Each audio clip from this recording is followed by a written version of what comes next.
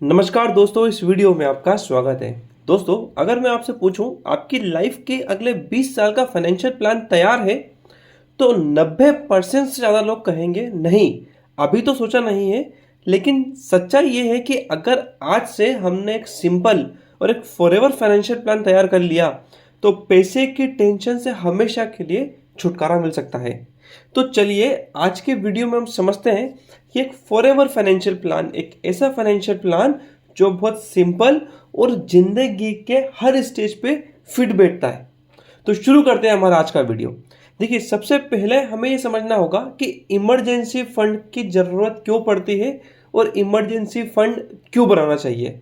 देखिए, लाइफ में अचानक मेडिकल इमरजेंसी, नौकरी छूटना, बिजनेस में नुकसान होना, ये कभी भी हो सकता है। ऐसे वक्त पर क्रेडिट कार्ड या लोन लेने के बजाय हमारे पास 6 से 12 महीने का खर्चा हमेशा रेडी होना चाहिए। जो हम 6 से 12 महीने के खर्चे की बात करते हैं, उसे हम इमरजेंसी फंड पर बोलते हैं।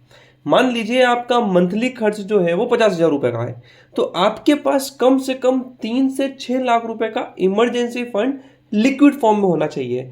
मैं लिक्विड बोल रहा हूँ, इसका मतलब आपके पास वो कैश होना चाहिए कि जब जरूरत पड़े आप उस फंड का यूज कर लें। इससे आपकी जिंदगी कभी नहीं रुकेगी। अब बात करते हैं सेकंड पॉइंट की।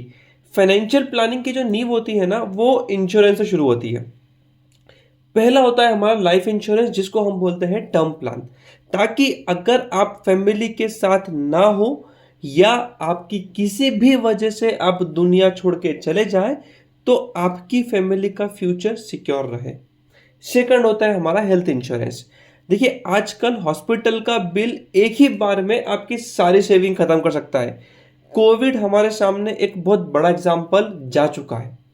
एक एग्जाम्पल लेता हूं मैं कि अमित नाम का एक व्यक्ति था जिसकी उम्र 35 साल की थी, और वो यही सोचता था कि मुझे इंश्योरेंस की क्या ज़रूरत है। लेकिन जब अचानक से उसको हार्ट अटैक आया और 8 लाख रुपए का मेडिकल का बिल हॉस्पिटल वालों ने थमा दिया, तो उसको लोन लेना पड़ा।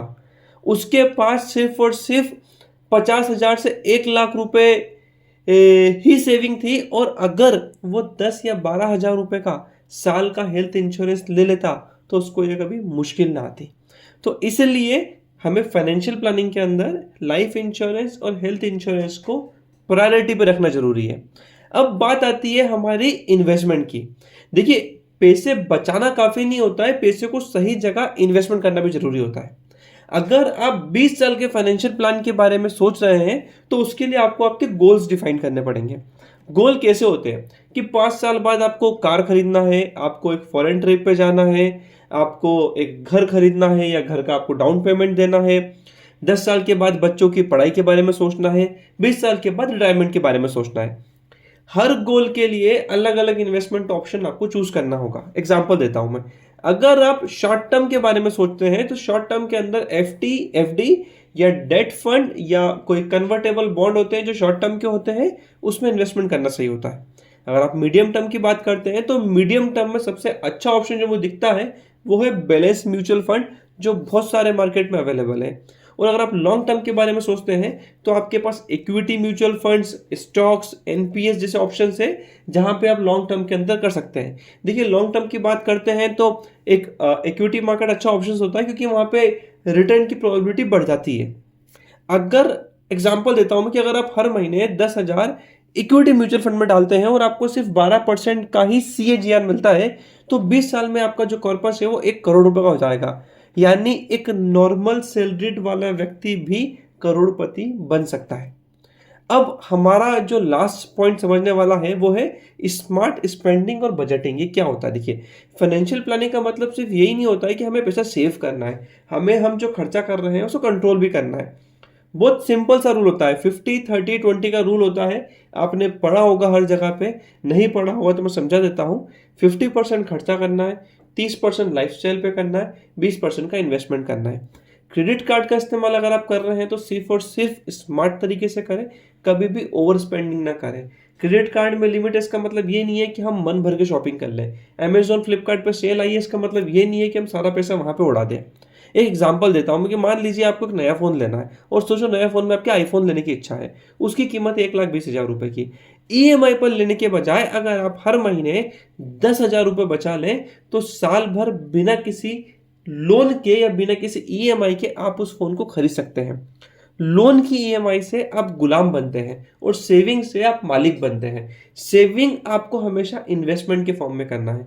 मैं सेविंग ये नहीं बोल रहा हूं कि आपको बैंक में रखना है, कि बैंक में आज की तारीख में 2.5-3%, 3% का रिटर्न मिलता है, तो आपको इन्वेस्टमेंट के अच्छे अच्छे ऑप्शंस ढूंढना पड़ेंगे।